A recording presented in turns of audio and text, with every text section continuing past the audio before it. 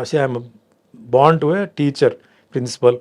మా నాన్నగారు interior corporation manager పుట్టాను. నేనేం పెద్ద హీరోకో పెద్ద హీరోయిన్కో పుట్టలేదు. మా తాతగారు అమ్మమ్మ గారు ఇండస్ట్రీ ప్రొడ్యూసరో డిస్ట్రిబ్యూటరో కాదు. అలాంటి వాడికి ఒక అవకాశం వచ్చినప్పుడు ఐ ఫీల్ గ్రేట్. సో ఒక్కసారిగా సార్ ఐఎమ్ షూర్ మీరు మంచి వెల్ ఆఫ్ ఫ్యామిలీ నుంచి వచ్చుంటారు. బట్ ఒక్కసారిగా మీకు లక్ష్మీ వర్షం కురిసినప్పుడు how did you feel? First నేనేం కొనుక్కోవాలంటే అలాంటి పెద్ద నేను అలా ఆశించలేదండి.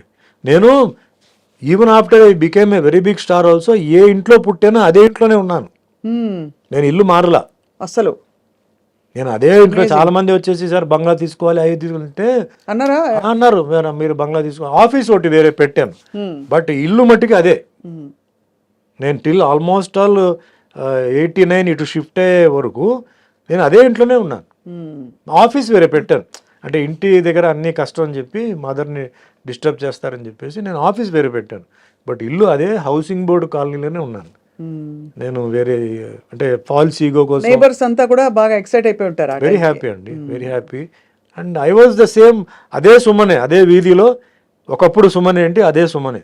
సో మీరంతా వీధిలో మీకు before coming to cinema sir వీధి చివరి ఫ్రెండ్స్ తో నిలబడి అంటే టీ తాగడం. అదే రోడ్ లో కరాటే గ్రూప్ ఉంది, నా బ్యాచ్ ఉంది.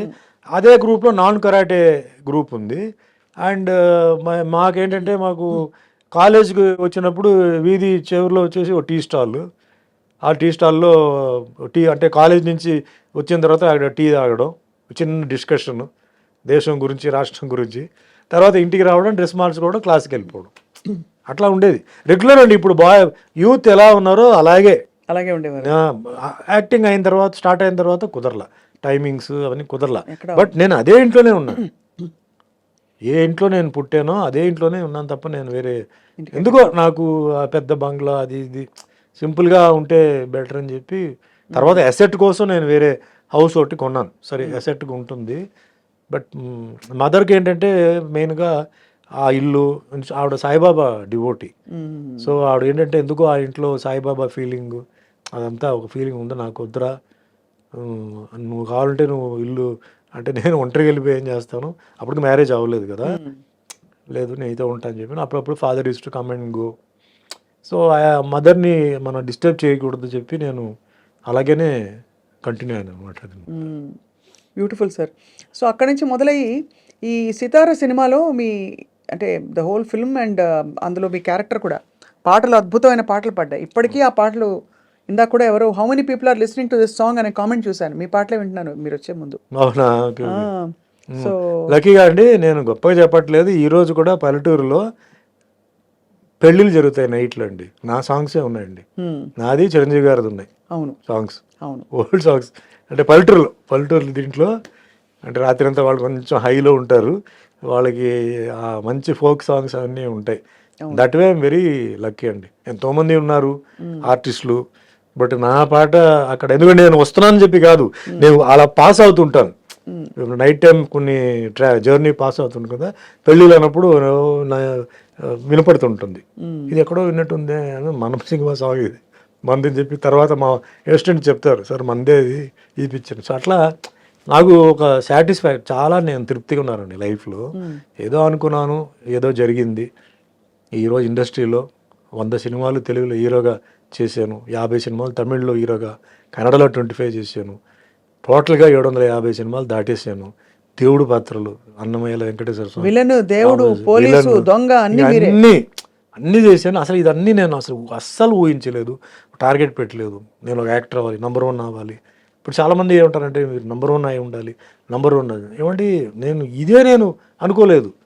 ఒక సినిమా ఇండస్ట్రీలో ఉంటున్న ఫ్యామిలీ అయితే అవును ట్రైనింగ్ తీసుకొని అదే ఈ ఛాలెంజ్లు పెట్టుకొని ఇవన్నీ చేసేవాడిని.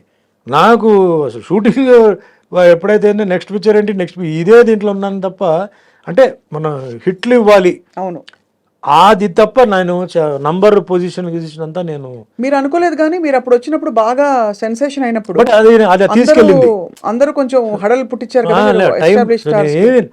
ఎస్టాబ్లిష్ స్టార్స్కి ఛాలెంజ్ పెట్టింది. బట్ నేను ఎవరికి నేను ఛాలెంజ్ కాదు.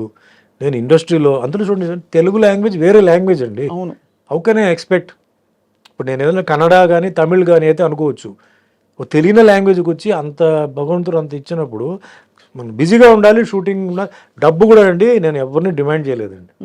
నా మీద ప్రొడ్యూసర్స్ కౌన్సిల్లో సుమన్ డబ్బు కోసం సినిమా ఆపాడు, పేమెంట్ కోసం ఆపాడు చెప్పి నేను ఎప్పుడు చేయలే. అంటే గ్రాటిట్యూడా మీకు? నేను ఒకటే చెప్తాను, God gives what you deserve not what you Dzire అంటారు చూసారా. సో నేను అదే ఫ్రేమ్లో పెట్టుకుని వేషం ఇచ్చారు, హీరోగా 6 పాటలు తీశారు, 6 ఫైట్లు ఏదో తీశారు, పోస్టర్లు అంటించేశారు, కట్అవుట్లు పెట్టారు. మనకి ఇది దేవుడి దగ్గరికి ప్రసాదం ఇచ్చినట్టు చెప్పి నేను తీసుకొని సైలెంట్గా ఉండేవాడు. కర్మ సిద్ధాంతం నేను నమ్ముతాను. So little bit of Buddhist martial arts నేర్చుకోవడం కొంచెం బుద్ధిజం ఇది కొంచెం ఎంటర్ అయింది. మా మాస్టర్ వచ్చి బుద్ధిస్ట్ ఆయన. సో ఆయన కొంచెం బుద్ధిజం క్లాస్, ఎవ్రీ క్లాస్ ఆయన వెంటనే కర్మ సిద్ధాంతం గురించి క్లాసు 10 నిమిషాలు 15 నిమిషాలు అందరికీ చెప్తాడు, ఒక్కో విషయం చెప్తాడు అతను ఎట్లా అనేది. నేను దాన్ని నమ్ముతున్నాను. ఈరోజు ఎవరైతే నాకు మోసం చేశారో వాళ్ళు చాలా ఇబ్బందులు ఉన్నారు, కొందరు లేరు, కొందరు ఫ్యామిలీ చాలా ఇబ్బంది అయిన పొజిషన్లో ఉంది, ఎవరు హెల్ప్ చేయలేని పొజిషన్లో ఉన్నారు. అది వాళ్ళ పిల్లలకి అలా తగిలింది. నాకు నిజంగా బాధగా ఉంది. నేను వాళ్ళని తిట్టలేదు, చేయలేదు. అంటే మనం మనసులో అనుకునే శాపనార్థాలు అలాంటివి కాదు, వాళ్ళకి కర్మ సిద్ధాంతం ప్రకారం జరుగుతుంది. Justice is done by nature అంటే.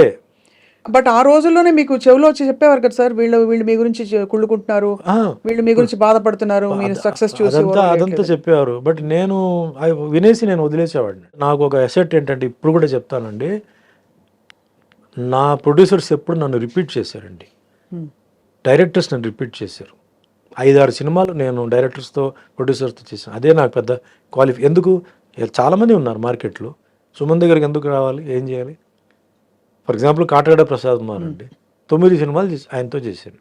ఇది like brother to me, became a brother to me. నన్ను అంటే బాగా చూపించడం, సాంగ్స్, ఫైట్స్, గిట్స్. అది ఇప్పుడు శరత్ ఉన్నారండి, చనిపోయారు. నాకు సాంగ్స్ ఇచ్చింది ఎవరంటే శరతే పాపం. ఇప్పుడు చిరంజీవి గారికి ఎట్లా కోదండరామరెడ్డి ఆ టైంలో, నాకు శరతే నాకు. నెక్స్ట్ శరత్ గారు ఆయన డాన్స్ మాస్టర్ తెలియ కంపోజింగ్ చేసి సుమన్కి ఈ మూమెంట్ సూట్ అవుతుందా, సుమన్ ఇది చేస్తే అందంగా ఉంటుందా, బాగుంటుందా అని నా హైట్లో ఉన్న ఒక డాన్స్ అసిస్టెంట్తో చేయించేవాడు ఫస్టే. రేపు షూటింగ్ అంటే ఈరోజే, బాగాలేదా, అంత పొడుగ్గా ఉన్నాడు ఆయన, చేస్తే బాగుండదు, ఆయన వంగకూడదు, ఇవన్నీ చేసి పాపం నాకు ఆయన చేసేవారు.